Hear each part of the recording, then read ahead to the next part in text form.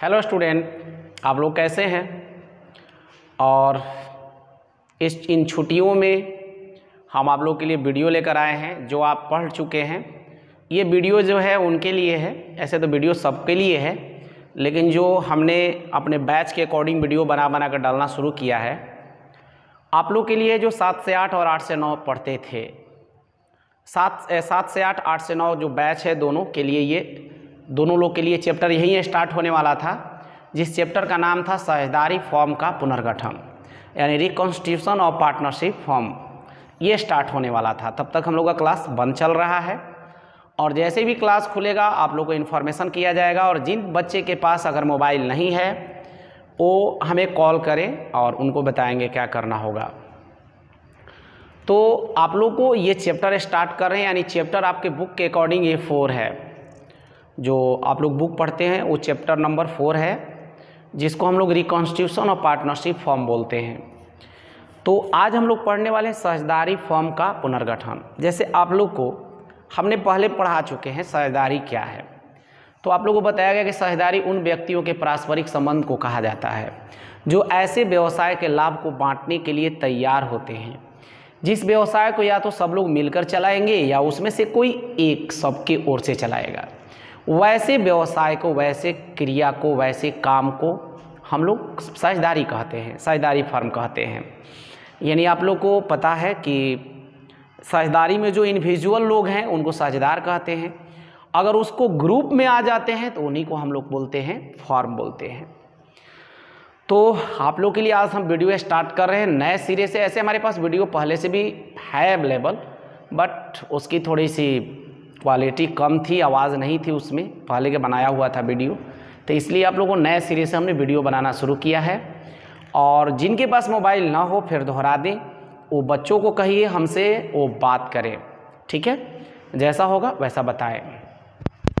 तो आज आप लोग के लिए हमने वीडियो, यानी कि ये स्पेशली 7 से 8 और 8 से 9, वैसे 9 से 10 वाले लोग को भी ये चैप्टर पढ़ना है, पढ़ सकते हैं, लेकिन आप लोग अपने अपने चैप्टर ही पढ़ें। 9 से 10 वाले लोग के लिए वीडियो आएगा गुडविल का, वो पढ़ेंगे। तो आप लोग इस चैप्टर को गुडविल पढ़ने के बाद ही पढ़िएगा तो बेहतर होगा।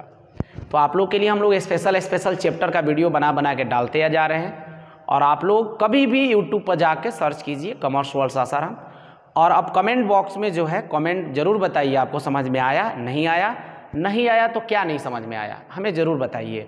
फिर अगले वीडियो में आपकी जो बातों को हम पढ़ करके उसको समझाने की कोशिश करेंगे। तो आज हम लोग पढ़ेंगे meaning of the reconstitution of partnership form, या साझेदारी फॉर्म का पुनर्गठन क्या है। तो बाबू, साझेदारी तो आपको पता है ना कि समझौता के आधार पर होता है, ठहराव पर होता है, यानी समझौता ही साझेदारी का आधार होता है। बिना समझौता के साझेदारी हो नहीं सकती है। और वहीं साझेदारी में, वहीं समझौता में जब कुछ बदलाव हो जाता है किसी भी कारण से, किसी भी स्थिति के कारण से, किसी भी समस्या से अगर उसमें बदलाव आ जाता है, उसमें चेंजिंग आ जाता है, बदलाव आ जाता है, तो उसको हम लोग बोल सकते हैं साझेदारी फर्म का पुनर्गठन हो गया। तो आप बोल सकते हैं कि साझेदारी फर्म के पुनर्गठन क्या है। तो साझेदारी फर्म के पुनर्गठन का अर्थ होता है कि साझेदारों में साझेदारी फर्म के विद्यमानता को प्रभावित किए बिना, विद्यमानता को प्रभावित मतलब जो साझेदारी चल रहा है उसको छेड़छाड़ नहीं करना है। साझेदारी के विद्यमानता को प्रभावित किए बिना, साझेदारी के विद्यमानता को प्रभावित किए बिना जब हम लोग साझेदारों के बीच, जब साझेदार जो हैं उनके बीच जो संबंध में बदलाव आ जाता है, परिवर्तन आ जाता है, तो उसी को हम लोग बोलते हैं साझेदारी फर्म का पुनर्गठन। जैसे एग्जाम्पल के रूप में आपको बताएंगे, जैसे ए और बी पार्टनर है, पहले ए 3 हिस्सा लेता था और बी 2 हिस्सा लेता था। उन्होंने प्लान किया कि अब हम लोग को रेशियो चेंज करना है, बांटने वाला जो तरीका बदलना है। तो देखिए उन लोग का बिजनेस बंद नहीं हो रहा है, तरीका बदल रहा है, तो जो तरीका बदला वो लोग है ना, उसी को हम साझेदारी फर्म का पुनर्गठन कहेंगे।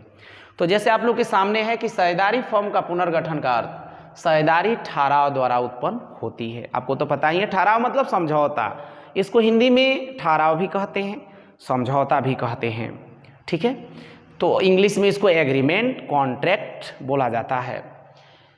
तो साझेदारी ठहराव द्वारा उत्पन्न होती है। साझेदारी ठहराव किसी व्यवसाय को प्रारंभ करने एवं लाभों को आपस में बांटने के लिए किया जाती है। तो सब लोग जानता है कि प्रारंभ करने और लाभ को आपस में बांटने के लिए किया जाता है। ऐसे साझेदारी ठहराव में किसी भी परिवर्तन से वर्तमान ठहराव क्या हो जाता है, समाप्त। साझेदारी में कुछ भी परिवर्तन होगा तो जो भी वर्तमान में स्थितियां हैं वो बदल जाती हैं और एक नया ठहराव आरंभ होता है और एक नया साझेदारी समझौता स्टार्ट होता है। तो उस प्रक्रिया को हम लोग बोलते हैं साझेदारी फर्म का पुनर्गठन। इस प्रक्रिया में क्या होता है कि पुराना साझेदारी समझौता समाप्त हो जाता है, उसके जगह पर नया साझेदारी समझौता चालू हो जाता है। बट व्यवसाय बंद नहीं होता है, व्यवसाय स्टार्ट ही रहता है। आगे दिया है, जब साझेदारी फर्म की विद्यमानता को प्रभावित किए बिना साझेदारों के संबंधों में परिवर्तन हो जाए तो इसे साझेदारी फर्म का क्या कहते हैं, पुनर्गठन कहा जाता है। यानी साझेदारी की विद्यमानता को प्रभावित किए बिना, साझेदारी की विद्यमानता को प्रभावित किए बिना यदि साझेदारों के बीच में संबंध में बदलाव आ जाता है तो उसी को बोलते हैं साझेदारी फर्म का पुनर्गठन, रिकॉन्स्टिट्यूशन ऑफ पार्टनरशिप फर्म। अब क्या है ना कि बात हम लोग ये करेंगे कि पुनर्गठन जो है अवसर या स्थितियां, माने कब कब पुनर्गठन होता है, किस किस स्थितियां में पुनर्गठन कहा जा सकता है। तो बबुआ सबसे पहले वर्तमान साझेदारों के मध्य लाभ विभाजन अनुपात में परिवर्तन। इस चैप्टर में यही हम लोगों को केस पढ़ना है कि वर्तमान साझेदारों के बीच लाभ विभाजन अनुपात में परिवर्तन। दूसरी चीज है नए साझेदारों का प्रवेश। नए साझेदारों का क्या, प्रवेश। जब साझेदार कोई प्रवेश भी करता है, जैसे मान लीजिए कि ABC पार्टनर है, D प्रवेश कर रहा है पार्टनरशिप में, उस सिचुएशन में भी साझेदारी फर्म का क्या होता है, पुनर्गठन होता है। उसके बाद अगर बात करें फर्म के साझेदार का अवकाश, अवकाश मतलब रिटायर हो जाना। जैसे 4 गो पार्टनर था ABCD और D करे अब हम नहीं रहेंगे, जा रहे हैं, तो अब तो समझ सकते हैं ना, रिलेशन चेंज होगा ही होगा पार्टनर के बीच। तो उस सिचुएशन को भी साझेदारी फर्म का हम लोग क्या बोलते हैं, पुनर्गठन कहते हैं। साझेदार की मृत्यु, अगर कोई साझेदार की मृत्यु हो जाती है तो उस सिचुएशन में भी भाई साझेदारी फर्म की थोड़ा प्रॉब्लम होती है। अगर मृत्यु हो जाएगी तो सारा संबंध साझेदारों के बीच में क्या हो जाता है, बदल जाता है। 2 या 2 से अधिक साझेदारी फर्मों का एकीकरण होता है। देखिए छोटू, जब 2 एकीकरण का मतलब होता है 2 साझेदारी फर्म एक ही तरह का काम करता है और मिल करके जब वर्क करता है तो दोनों लोग मिलकर जो वर्क करते हैं तो उनके बीच जो सबका अपना है रिलेशन का हो जाता है, चेंज हो जाता है। तो उस सिचुएशन में भी आपका साझेदारी फर्म का क्या होता है, पुनर्गठन होता है। तो आप लोग समझ गए होंगे कि साझेदारी फर्म का पुनर्गठन क्या है और साझेदारी फर्म के पुनर्गठन कब कब होता है। अब सुन लीजिए, आप लोग का काम है कि जो अब अगर बात आपको समझ में नहीं आती है तो कमेंट बॉक्स में ज़रूर लिखिए और हमारे तक आएगा और हम पढ़ करके अगले रोज के क्लास में पहले आपके जो प्रॉब्लम है उसको सॉल्व ही करके आगे की बातें पढ़ाएंगे हम। उसके बाद है वर्तमान साझेदारों में लाभ विभाजन अनुपात में परिवर्तन। अब बात क्या है, वर्तमान साझेदार लाभ विभाजन अनुपात में परिवर्तन का मतलब क्या होता है। ये सिंपल सी चीज़ है कि वर्तमान साझेदारी जो लाभ अनुपात में परिवर्तन पर क्या होगा। तो आपको पता ही है कि 2 पार्टनर है भाई, तो एक 3 हिस्सा लेता था और एक 2 हिस्सा लेता था। तो जो 3 हिस्सा लेने वाला है एक 2 हिस्सा वो लेने वाला है, तो फिर बाद में वो लोग कहा कि बराबर बराबर बांटेंगे, तो 3 हिस्सा वाले का लाभ घटेगा और 2 हिस्सा वाले का लाभ बढ़ेगा। तो जो पार्टनर अपने शेयर छोड़ता है उसको लूजिंग पार्टनर या सेक्रीफाइसिंग पार्टनर कहते हैं, और जो पार्टनर दूसरे पार्टनर से लाभ का हिस्सा प्राप्त करता है उसको गेनिंग पार्टनर कहते हैं। हम लोग उसको क्या बोलते हैं, गेनिंग पार्टनर बोलते हैं। तो 2 तरह के होते हैं इसमें सिचुएशन, एक पार्टनर को अपने हिस्सा छोड़ना पड़ता है और एक पार्टनर अपना हिस्सा दूसरे से पाता है। ये चेंजिंग होता है, परिवर्तन होता है। तो जैसे कि अब यहाँ पर आप देख सकते हैं लिखा हुआ है कि लाभ विभाजन अनुपात में परिवर्तन का आशय एक साझेदार द्वारा दूसरे साझेदार के लाभ का क्रय करना। लाभ विभाजन अनुपात में परिवर्तन के कारण वर्तमान साझेदारों में किसी एक अथवा अधिक साझेदारों के लाभ के हिस्से में वृद्धि हो जाती है, जबकि अन्य साझेदार या साझेदारों के हिस्से में काफ़ी क्या हो जाती है, कमी हो जाती है। ऐसी दशा लाभ प्राप्त करने वाले साझेदार अर्थात जिनके हिस्से में वृद्धि होती है और हानि उठाने वाले साझेदार को अर्थात त्याग करने वाले साझेदार को क्षतिपूर्ति करता है। और क्षतिपूर्ति नगद या पूंजी के माध्यम से किया। ये बात नहीं हमने लिखा है इसमें कि किसको क्या कहा जाता है, तो आपको हम बता दें, बुक में पढ़ लीजिएगा, दिया हुआ नहीं लिख पाए हम लोग, जो इंग्लिश वर्ड होता है इसमें। तो जैसे आपको बता दें कि जो पार्टनर अपना शेयर छोड़ता है दूसरे के लिए, देता है, उसको हम लोग लूजिंग पार्टनर या सेक्रीफाइसिंग पार्टनर बोलते हैं। और जो पार्टनर दूसरे मेंबर से या दूसरे साझेदार से, पार्टनर से कुछ शेयर रिसीव करता है, प्राप्त करता है, तो उसको हम लोग बोलते हैं गेनिंग पार्टनर। दो सिचुएशन होगा, बदलाव होगा तो एक पार्टनर लेगा और एक पार्टनर देगा। अब हम लोग बात करेंगे त्याग अनुपात। त्याग अनुपात क्या है, ये टॉपिक है त्याग अनुपात का निर्धारण। उससे मतलब ही आप लोगों को ये बहुत इंपॉर्टेंट क्वेश्चन है, एग्जाम में आता भी है ये क्वेश्चन कि त्याग अनुपात क्या, सेक्रीफाइस रेशियो क्या है, सेक्रीफाइस रेशियो क्या है। तो आपको हम बता दें कि ये सेक्रीफाइस रेशियो है। सेक्रीफाइस रेशियो क्या है भाई, तो वर्तमान साझेदारों के बीच जब लाभ विभाजन अनुपात में परिवर्तन होता है तो एक साझेदार, जो पुराने साझेदार होते हैं,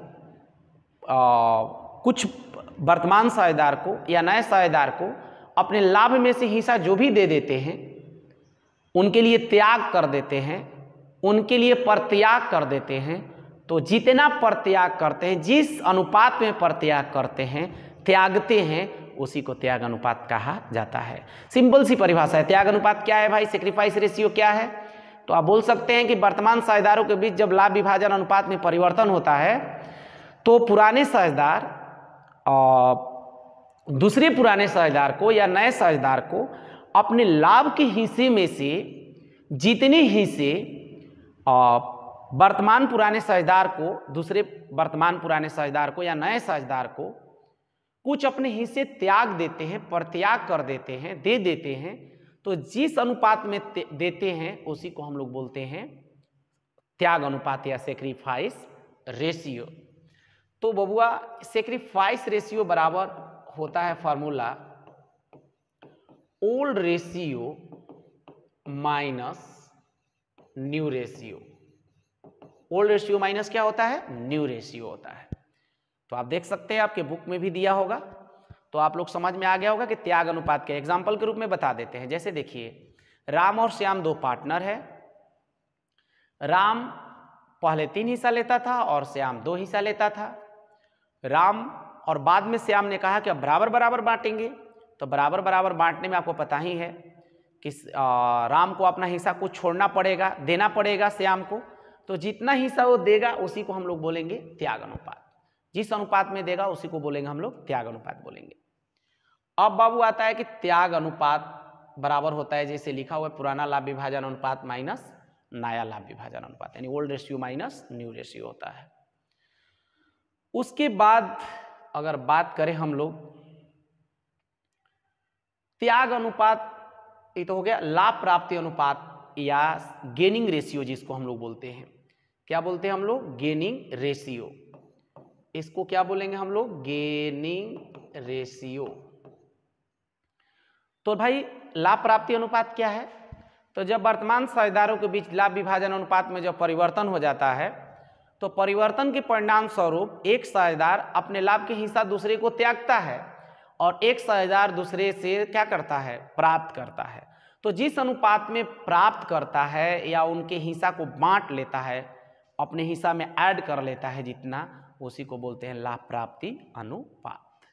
यानी बोला है कि जब लाभ विभाजन अनुपात में परिवर्तन के फलस्वरूप एक वर्तमान साझेदार अन्य साझेदार से उसका कुछ हिस्सा प्राप्त करता है, उसे लाभ प्राप्ति अनुपात कहा जाता है। जैसे वही एग्जाम्पल, राम ने अपना हिस्सा छोड़ा, श्याम ने उसका हिस्सा पाया। जैसे हम खाते थे 3 आम और आप लोग खाते थे 2 आम, तो क्या हुआ कि जब इक्वली हुई तो हाफ आम हमें आपको देना पड़ेगा। तो जितना हम आपको दिए वो आपके लिए प्राप्ति अनुपात हुआ, यानी लाभ प्राप्ति अनुपात, यानी गेनिंग रेशियो बोलते हैं। और इसका फार्मूला होता है नया अनुपात माइनस पुराना अनुपात, यानी new ratio minus old ratio, new ratio minus old ratio होता है।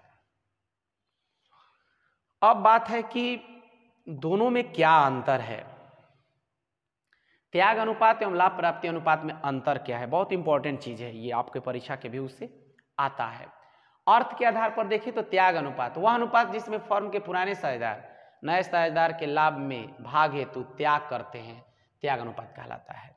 जब वर्तमान साझेदार नए साझेदार के लिए या अन्य वर्तमान साझेदार के लिए ही अपने इसमें छोड़ा हुआ है वो चीज़, अपने हिस्सा को त्यागते हैं, देते हैं, तो उसी को बोलते हैं हम लोग त्याग अनुपात।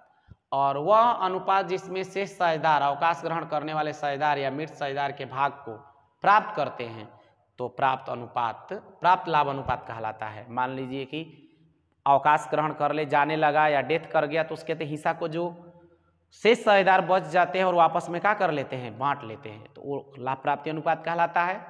या आप ऐसे भी बोल सकते हैं कि जब साझेदारी में चेंजिंग होता है तो एक साझेदार अपना हिस्सा छोड़ता है और एक साझेदार अपना हिस्सा पाता है, तो जितना पाता है वर्तमान साझेदार से ही उसको हम लोग बोलते हैं क्या, लाभ प्राप्ति अनुपात। तो अब बात करेंगे परिकलन का समय। कब परिकलन, परिकलन मतलब कब इसकी गणना किया जाता है, कब इसको हमें निकालने की जरूरत पड़ती है, सेक्रीफाइस रेशियो और गेनिंग रेशियो। तो अगर त्याग अनुपात की गणना नए साझेदार के प्रवेश के समय किया जाता है, लेकिन याद रखिएगा आप यहाँ पर यह भी लाइन लिख सकते हैं कि नए साझेदार के प्रवेश के टाइम भी किया जाता है और जब वर्तमान साझेदार के लाभ के बीच में परिवर्तन होने लगता है तब पर भी किया जाता है। और एक चीज आप लोगों को बता दें कि त्याग अनुपात निकालने का मेन उद्देश्य जो होता है, मेन उद्देश्य होता है कि जैसे देखिए जब रेशियो चेंज होता है तो चाहे नया पार्टनर आता है तो उसको एक्स्ट्रा अमाउंट लाने के लिए बोला जाता है कैपिटल के अलावा। तो उस एक्स्ट्रा अमाउंट को जो पार्टनर अपने शेयर में से जितना त्याग करेगा उतना पाता है। और इसकी गणना करने का मेन ऑब्जेक्ट ये होता है कि सेक्रीफाइस रेशियो की गणना इसलिए किया जाता है कि जब रेशियो चेंज होता है, कोई भी परिवर्तन होता है, तो जिस साझेदार का हिस्सा वो पाता है, सेक्रीफाइस करता है जितना, उसके बराबर उसे अदर पार्टनर को उसे हिस्सा क्या करना पड़ता है, देना पड़ता है। उसके बाद प्राप्ति अनुपात की बात, भाई परिकलन कब किया जाता है, तो प्राप्ति अनुपात लाभ अनुपात की गणना साझेदार की निवृत्ति मतलब कि रिटायर होने लगता है या मृत हो जाता है तब। उद्देश्य देखिए लिखा हुआ है, त्याग अनुपात का उद्देश्य, गणना का उद्देश्य नए साझेदार द्वारा पुराने साझेदार को उनके होने वाली लाभ के हिस्सा के क्षतिपूर्ति हेतु ख्याति के रूप में नगद देना है। यानी जो लाएगा ना ख्याति की राशि, जो भी एक्स्ट्रा अमाउंट लेकर आएगा, तो उस अमाउंट को कितने देंगे। अब मान लीजिए कि ए और बी पार्टनर है, ए ने हिस्सा बी के लिए अपना छोड़ दिया है, तो उस टाइम फर्म का एक वैल्यूएशन किया जाता है और जितना हिस्सा छोड़ता है उतना हिस्सा उन्हें उसके बराबर उनको देना पड़ता है। ऐसे फोकट में कोई लाभ का हिस्सा तो अपना छोड़ेगा नहीं। उसके बाद बात करें प्रभाव क्या पड़ता है, तो त्याग अनुपात का प्रभाव पड़ता है कि पुराने साझेदार के लाभ विभाजन अनुपात कम कर देता है। जो भी हमारे पुराने साझेदार है या कोई वर्तमान साझेदार है जो दूसरे को देता है, उसका लाभ का हिस्सा क्या हो जाता है, कम पड़ जाता है।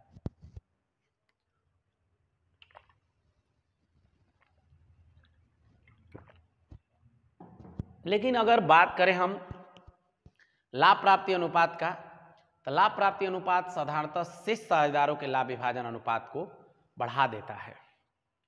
जो भी शेष साझेदार बचते हैं रिटायरमेंट के बाद, जो कुछ भी बचता है कोई भी, तो उसके हिस्से के क्या कर दिया जाता है, वो बढ़ जाता है। तो जो त्यागता है भाई, तो उसका तो हिस्सा स्वाभाविक है कि घटेगा, जो प्राप्त करेगा उसका हिस्सा क्या होगा, बढ़ेगा। उसके बाद आज भर इतना ही आप लोग के लिए। और आप लोगों को क्या नहीं समझ में आया जरूर बताइएगा, क्या कमियां हैं, क्या आप लोगों को समझ में नहीं आ रहा, और जो बच्चे नहीं जान रहे उनको ज़रूर बताइए। और आप लोग को रोज़ वीडियो आते रहेगा टाइम टू टाइम, आप लोग को रोज़ 4 बजे वीडियो मिलते रहेंगे। और जो भी आपको समझ में आया नहीं आया कुछ भी कमेंट बॉक्स में ज़रूर बताइए, ताकि हम लोग की मनोबल बढ़ता है। अगर समझेंगे तब पर भी सही है, नहीं समझेंगे उसके बारे में आगे समझाने की कोशिश करेंगे हम लोग। तो इसीलिए आज के लिए इतना ही, धन्यवाद।